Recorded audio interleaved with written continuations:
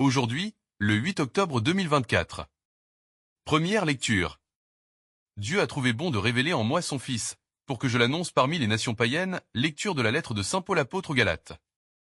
Frères, vous avez entendu parler du comportement que j'avais autrefois dans le judaïsme. Je menais une persécution effrénée contre l'Église de Dieu, et je cherchais à la détruire. J'allais plus loin dans le judaïsme que la plupart de mes frères de race qui avaient mon âge, et, plus que les autres, je défendais avec une ardeur jalouse les traditions de mes pères. Mais Dieu m'avait mis à part dès le sein de ma mère. Dans sa grâce, il m'a appelé, et il a trouvé bon de révéler en moi son Fils, pour que je l'annonce parmi les nations païennes. Aussitôt, sans prendre l'avis de personne, sans même monter à Jérusalem pour y rencontrer ceux qui étaient apôtres avant moi, je suis parti pour l'Arabie. Et, de là, je suis retourné à Damas. Puis, 3 ans après, je suis monté à Jérusalem pour faire la connaissance de Pierre, et je suis resté 15 jours auprès de lui.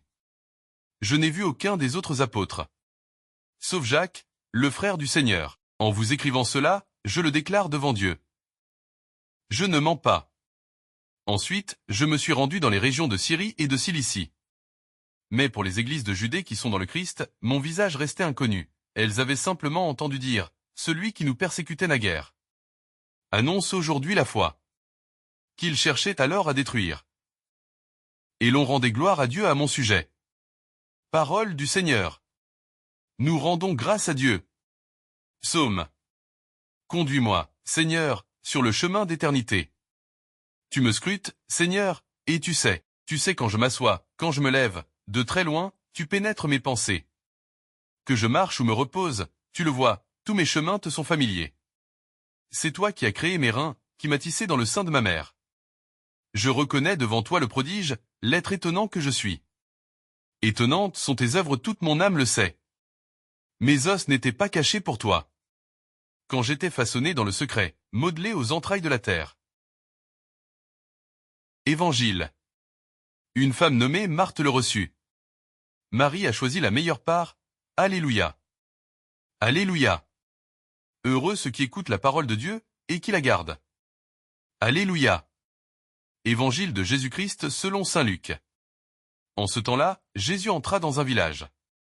Une femme nommée Marthe le reçut. Elle avait une sœur appelée Marie, qui, s'étant assise aux pieds du Seigneur, écoutait sa parole.